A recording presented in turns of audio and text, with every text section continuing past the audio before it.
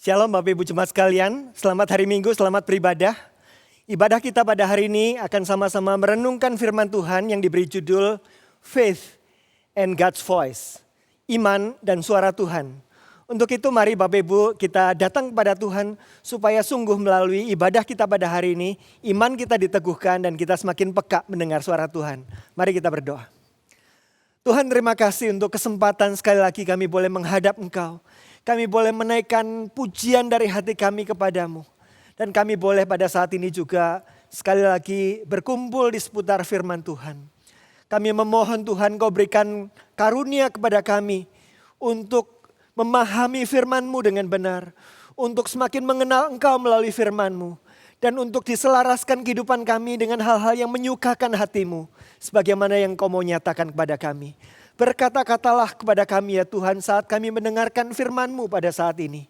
Di dalam Tuhan Yesus kami berdoa. Amin.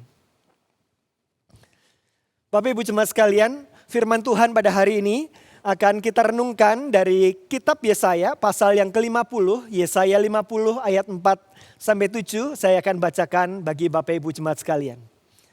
Demikian firman Tuhan. Tuhan Allah telah memberikan kepadaku lidah seorang murid. Supaya dengan perkataan aku dapat memberi semangat baru kepada orang yang letih lesu. Setiap pagi ia mempertajam pendengaranku untuk mendengar seperti seorang murid.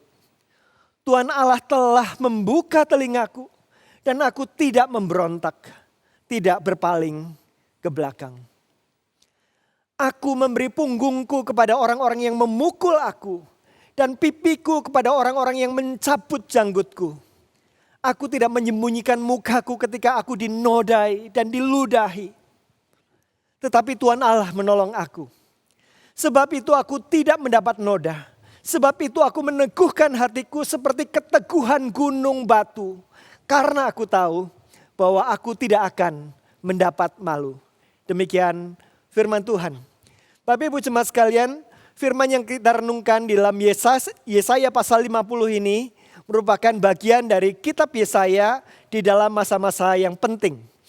Bapak Ibu Saudara sekalian, di mana letak pasal 50 yang kita baca tadi di dalam keseluruhan kitab Yesaya? Kitab Yesaya adalah kitab yang termasuk di dalam kanon Alkitab Perjanjian Lama, nabi-nabi besar. Ada nabi-nabi kecil, ada nabi-nabi besar.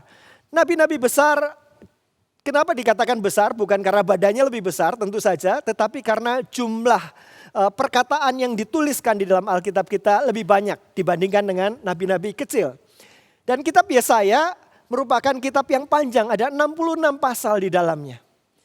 Kalau kita memahami kitab Yesaya, kita perlu melihat bahwa kitab Yesaya sebenarnya bisa dibagi menjadi dua bagian besar.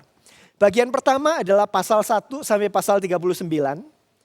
Kemudian terjadi pembuangan bangsa Israel sesudah itu. Kemudian bagian kedua adalah pasal 40 sampai pasal yang ke-66, pasal yang terakhir. Nah, bagian yang pertama, 1 sampai 39 ini berisi tentang penghakiman atas dosa-dosa bangsa Israel. Yang akhirnya Yesaya menubuatkan bahwa karena dosa-dosanya bangsa Israel nanti suatu saat akan dibuang, diangkut sebagai tawanan ke Babilonia. Dan Bapak Ibu Saudara sekalian, ketika Yesaya menubuatkan hal itu, peristiwanya baru terjadi setelah 150 tahun kemudian. Sesudah Yesaya memberikan nubuat itu di dalam bagian pertama kitabnya. Nah, bagian yang kedua, pasal 40 sampai pasal 66, itu berisi nubuatan tentang janji-janji Tuhan bagi bangsa Israel yang ada dalam pembuangan. Jadi jauh sebelum terjadi bangsa Israel dibuang, Yesaya sudah menubuatkan bahwa suatu saat bangsa Israel yang dibuang ini akan kembali dari pembuangan, kembali ke Yerusalem.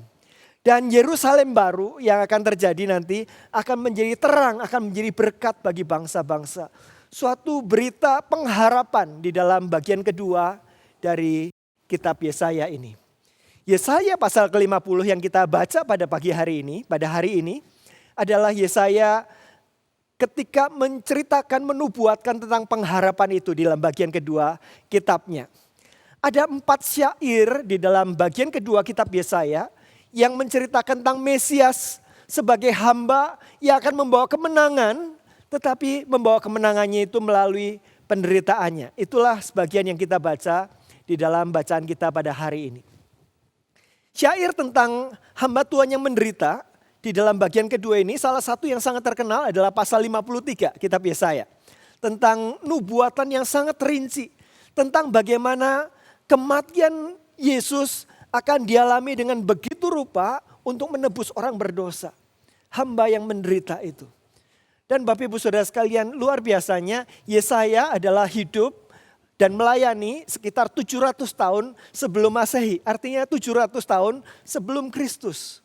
Dan nubuatan ini sudah disampaikan oleh Nabi Tuhan ini. Di dalam syair dalam pasal 50 yang kita baca hari ini, terdapat juga nubuatan tentang sifat Mesias. Ayat ke-4 sampai ke ayat 5. Dan juga nubuatan tentang penderitaan Mesias. Ayat ke-6 sampai ayat yang ke-7. Mari kita sama-sama mempelajari bagian ini. Tema kita pada hari ini secara khusus kita akan berbicara tentang iman dan tentang suara Tuhan. Dan kita akan mempelajarinya dari sifat Kristus, sifat Mesias yang ada dalam teks Yesaya 50 ini. Kenapa kita perlu belajar tentang sifat Kristus? Tentu saja karena sebagai murid Kristus, kita perlu mengenal Kristus supaya kita tahu bagaimana kita menyelaraskan hidup kita dengan hal-hal yang ada dalam diri Kristus. Supaya kita bertumbuh semakin serupa dengan Kristus. Secara khusus pada hari ini kita akan membicarakan tentang bagaimana Kristus mendengar suara Tuhan. Yesaya pasal 50 saya akan bacakan ayat 4b dan ayat 5. Setiap pagi Ia Tuhan mempertajam pendengaranku untuk mendengar seperti seorang murid. Ayat 5. Tuhan Allah telah membuka telingaku dan aku tidak memberontak, tidak berpaling ke belakang. Kita melihat dalam bagian ini bagaimana Tuhan mempertajam telinga dari Mesias ini, dari hamba Tuhan ini. Tuhan membuka telinga supaya hamba Tuhan ini boleh mendengar apa yang dikatakan oleh Tuhan. Kita melihat di sini bahwa spiritualitas dan karakter Mesias yang digambarkan, ditunjukkan bagian ini adalah pribadi yang tekun mendengarkan suara Tuhan. Bapak Ibu Saudara sekalian, berbicara kepada Tuhan adalah satu hal yang kita biasa sebut itu sebagai berdoa. Tetapi mendengar Tuhan adalah suatu hal yang lain lagi. Ketika kita mendengarkan Tuhan, maka Roh Kuduslah yang berbicara dan kita dengarkan itu. Mari kita lihat beberapa catatan Alkitab tentang mendengar Tuhan ini. Dari mana mendengar Tuhan ini berasal. Yohanes 14 ayat 26, bagian pertama yang akan kita lihat. Penghibur yaitu Roh Kudus yang akan diutus Bapa dalam namaku, dialah yang mengajarkan segala sesuatu kepadamu dan mengingatkan kamu akan semua yang telah kukatakan kepadamu. Jadi salah satu karya Roh Kudus yang diberikan kepada kita ketika kita percaya, Roh Kudus itu akan mengajar kepada kita dan akan mengingatkan kepada kita tentang apa yang telah dikatakan oleh Tuhan Yesus. Jadi Roh Kudus berbicara untuk mengajarkan dan mengingatkan kepada kita orang percaya. Ayat yang lainnya lagi, Yohanes 16 ayat 13. Tetapi apabila Ia datang, yaitu Roh kebenaran, Ia akan memimpin kamu ke dalam seluruh kebenaran. Roh Kudus itu akan menolong kita memahami dan dipimpin ke dalam seluruh kebenaran. Sebab Ia tidak akan berkata-kata dari dirinya sendiri, tetapi segala sesuatu yang didengarnya itulah yang akan dikatakannya dan Ia akan memberitakan kepadamu hal-hal yang akan datang. Roh Kudus itu akan memimpin kita dengan mengatakan dan memberitahukan kepada kita hal-hal yang Tuhan mau nyatakan. Yohanes 16 ayat 8 sampai 15.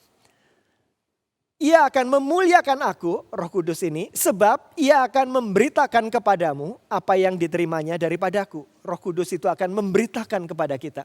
Segala sesuatu yang Bapa punya adalah aku punya, sebab itu aku berkata, kata Tuhan Yesus, Ia akan memberitakan kepadamu apa yang diterimanya daripadaku. 2 kali hal ini ditegaskan.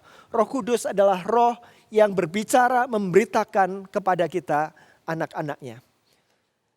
Kita bisa melanjutkan dengan banyak bagian Alkitab yang lain. Misalnya Roma 8 ayat 15 sampai 16. Sebab kamu tidak menerima roh perbudakan yang membuat kamu menjadi takut lagi, tetapi kamu telah menerima roh yang menjadikan kamu anak Allah. Oleh roh itu kita berseru ya Aba ya Bapa. Perhatikan, roh itu bersaksi bersama-sama dengan roh kita bahwa kita adalah anak-anak Allah. Ada kesaksian roh di dalam diri kita yang menolong kita menghayati bagaimana Tuhan sebagai Bapa dan kita adalah anak-anaknya. Itu diajarkan oleh roh itu di dalam diri kita. Ada banyak bagian Alkitab yang lain, misalnya Roh Kudus menolong kita untuk berdoa dan sebagainya. Bapak Ibu Saudara sekalian, dari sekian banyak Alkitab, ayat Alkitab yang kita baca, kita melihat bahwa Roh Kudus adalah Allah yang aktif bekerja dalam hidup orang percaya, dan salah satu aktivitas yang Allah Roh Kudus kerjakan dalam diri kita adalah menyampaikan apa yang menjadi isi hati, kehendak dan tujuan-tujuan Allah bagi kita. Bapak Ibu Saudara sekalian, sepanjang sejarah orang-orang Kristen telah memberikan beberapa nama atau istilah kepada fenomena ini. Misalnya Josh Fox memberikan sebutan tentang Roh Kudus yang berbicara di dalam dirinya ini sebagai Roh Kudus yang membukakan kebenaran, opening the truth kepadanya. Yaitu ketika yang dimaksud oleh Josh Fox adalah ketika Tuhan berbicara secara langsung kepada pikirannya meskipun dengan suara yang tidak terdengar.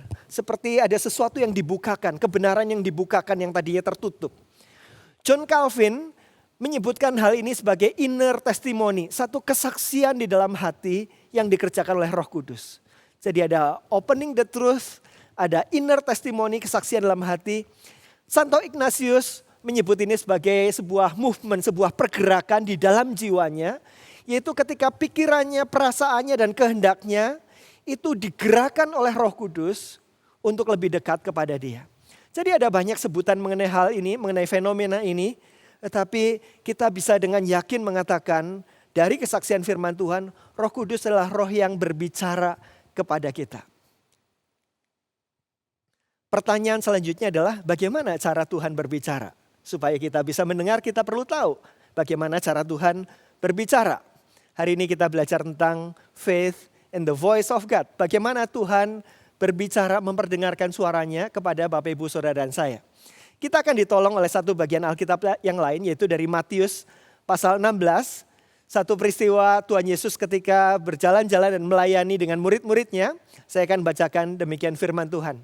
Setelah Yesus tiba di daerah Kaisarea Filipi, dia bertanya kepada murid-muridnya, kata orang siapakah anak manusia itu? Jadi Tuhan Yesus sedang melakukan survei kepada murid-muridnya. Ayo kamu dengar apa tentang siapakah saya itu, siapakah anak manusia?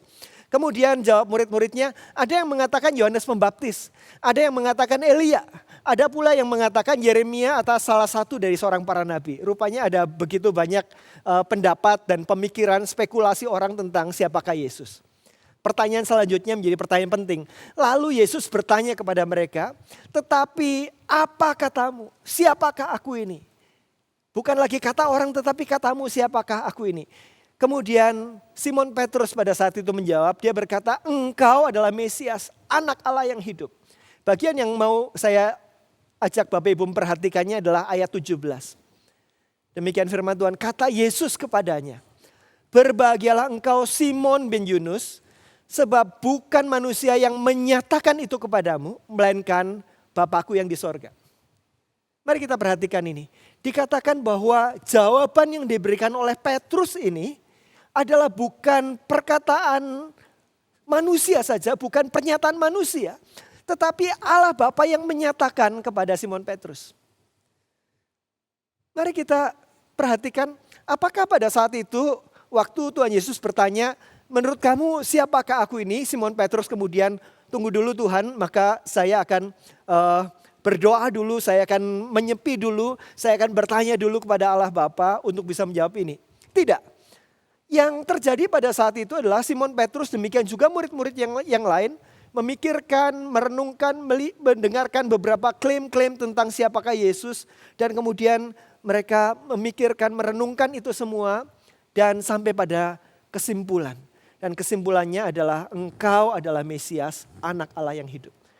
Dan kepada perkataan itu Tuhan Yesus berkata, bukan manusia yang menyatakannya tetapi Bapakku yang menyatakannya. Jadi bagaimana Tuhan berbicara kepada kita? Tuhan berbicara kepada kita dengan memberikan pemahaman, memberikan pengertian rohani kepada pikiran kita. Jadi Bapak Ibu Saudara sekalian, proses biasa yang kita lakukan ketika kita berpikir, menganalisis, mempertimbangkan sesuatu, kita membaca Alkitab, merenungkannya, mendoakannya. Proses-proses yang natural ini menjadi sarana supranatural Tuhan untuk berbicara kepada kita. Ada pengertian rohani yang dibukakan, yang diberikan kepada Tuhan, kepada kita ketika kita melakukan itu semua. Seperti yang terjadi pada Simon Petrus. Bukan manusia yang menyatakan tetapi Allah Bapa.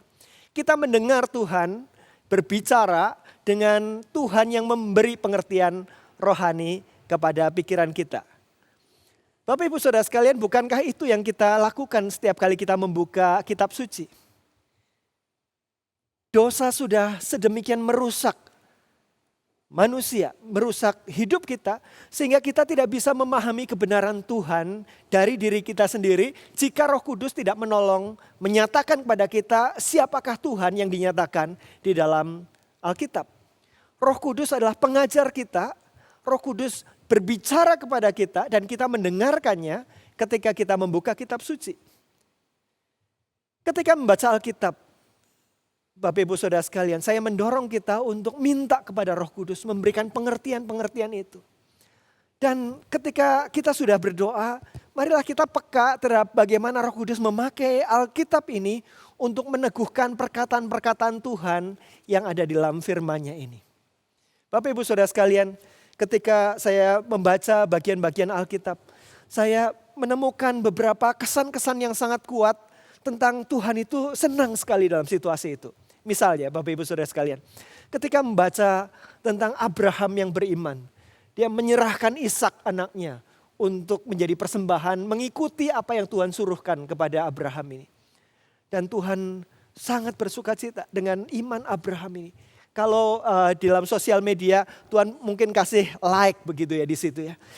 Kita merasa bahwa itu sesuatu yang menyukakan hati Tuhan ketika melihat iman Abraham. Maka dia disebut sebagai bapa orang beriman. Tapi ketika kita melihat bagian-bagian Alkitab yang lain, kita melihat itu digemakan. Misalnya ketika Yosua dan Kaleb bersama-sama dengan pengintai-pengintai Israel yang lain mengintai tanah Kanaan. Dan yang lain hatinya menjadi gentar. Tetapi dua orang ini berkata Tuhan akan menyerahkan bangsa ini. Dan Tuhan menghargai Yosua dan Kaleb. Tuhan senang kepada apa yang menjadi iman Yosua dan Kaleb. Sadrah, Mesah, Abednego. Mereka berkata, jika aku harus menyembah patung Tuanku, saya tidak mau melakukannya. Tuhan sanggup melepaskan saya dari perapian yang menyala-nyala itu. Tetapi kalau Tuhan tidak melakukannya, sekali-kali saya tidak akan menyembah patung yang Tuanku buat itu. Tuhan menghargainya dengan kehadirannya di situ bersama-sama di perapian yang menyala-nyala.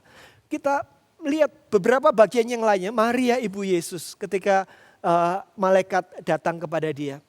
Dan dia berkata, sesungguhnya aku ini hamba Tuhan.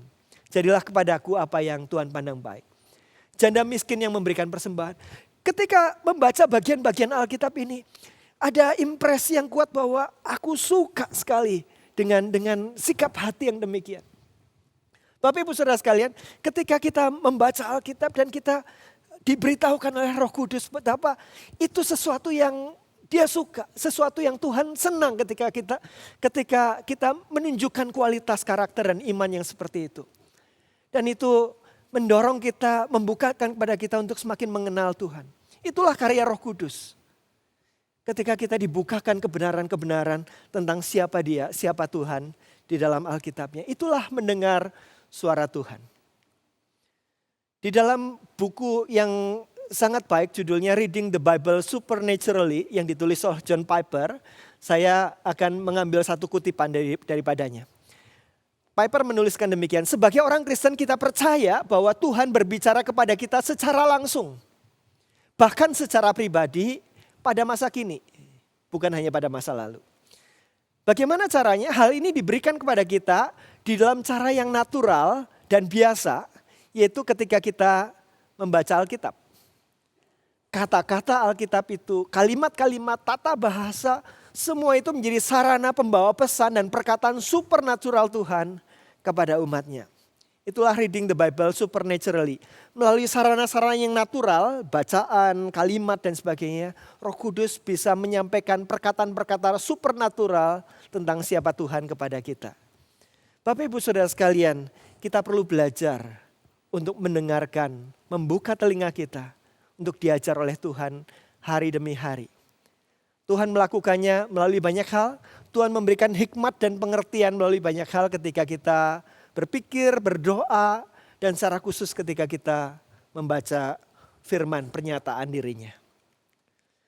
Pertanyaan yang kedua, kalau itu tadi bagaimana Tuhan menyatakan dirinya, sekarang bagaimana kita mendengarkan dia?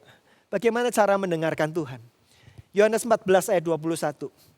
Barang siapa memegang perintahku dan melakukannya, dialah yang mengasihi aku, kata Tuhan Yesus.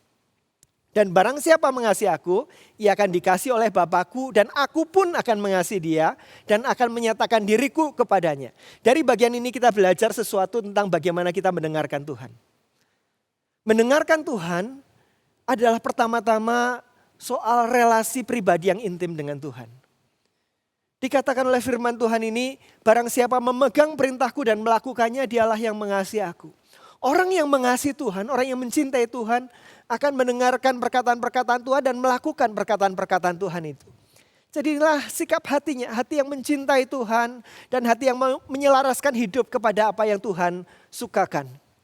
Nah, kepada orang-orang yang demikianlah kata Tuhan Yesus, barang siapa mengasihi aku, membangun relasi kasih yang demikian, dia akan dikasih oleh Bapakku. Wah, nanti dulu ini. Bukankah Allah mengasihi semua orang? Kenapa di sini seolah-olah Allah pilih kasih? Orang yang mengasihi aku, dialah yang akan dikasih oleh Bapakku.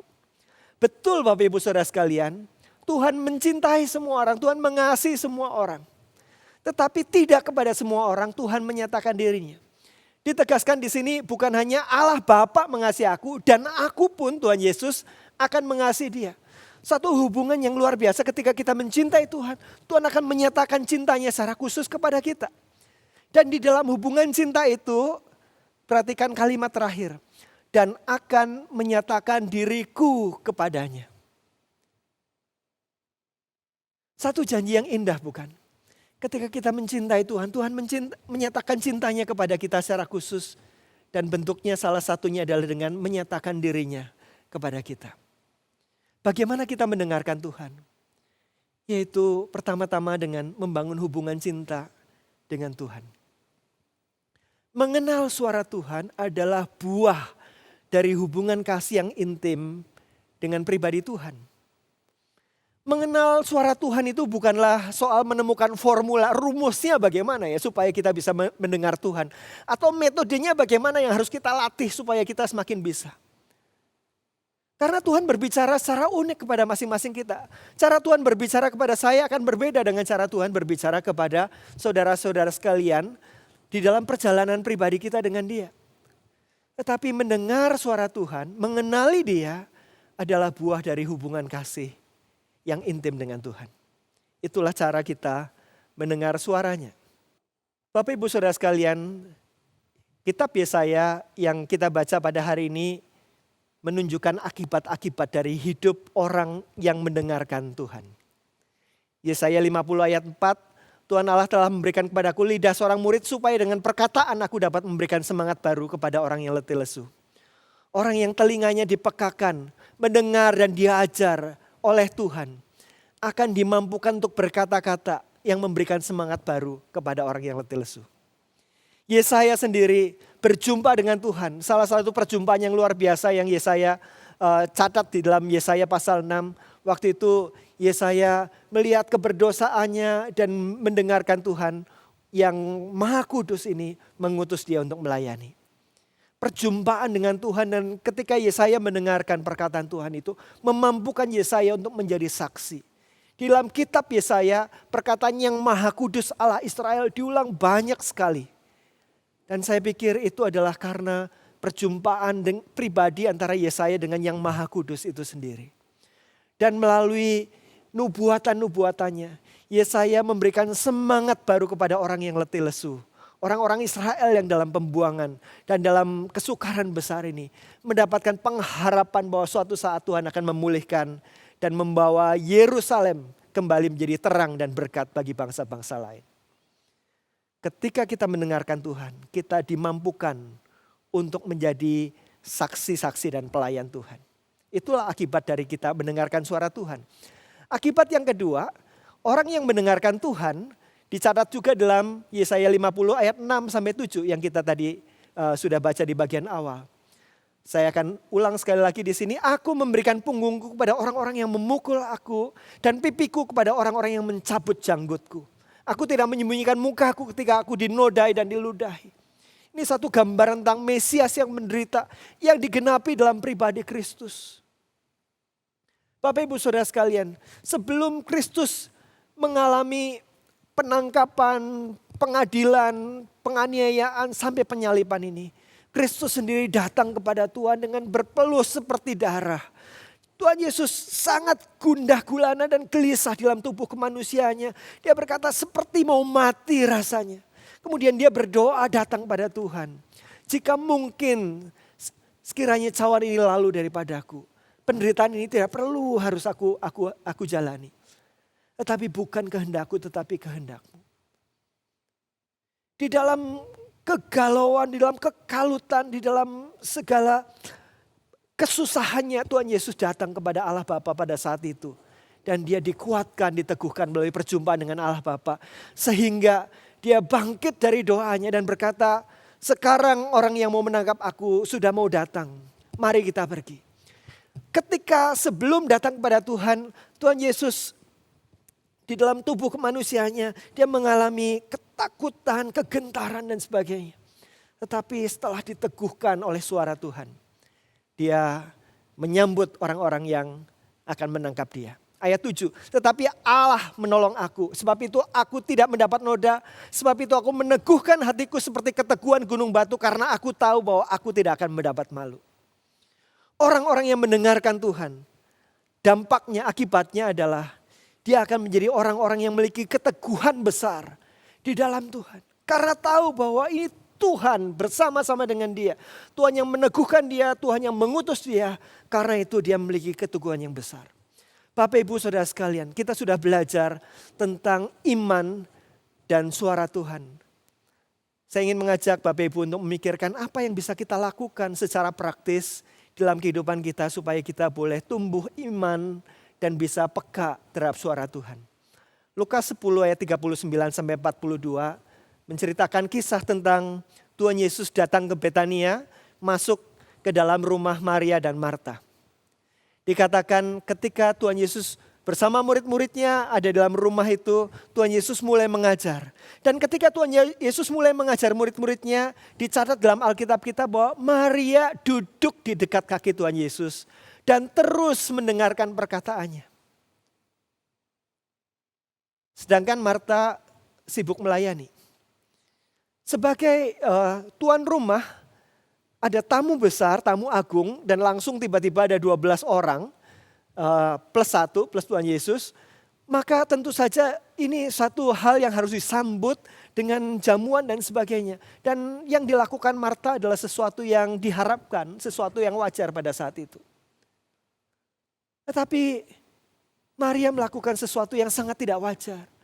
Yaitu Maria ingin mendengarkan perkataan Tuhan Yesus. Seolah-olah Maria tahu Maria harus ada di sana. Tetapi Maria tidak ingin kehilangan perkataan-perkataan Tuhan Yesus ketika Tuhan Yesus sedang mengajar ini. Sehingga dia memilih untuk tetap duduk dan mendengarkan Tuhan Yesus.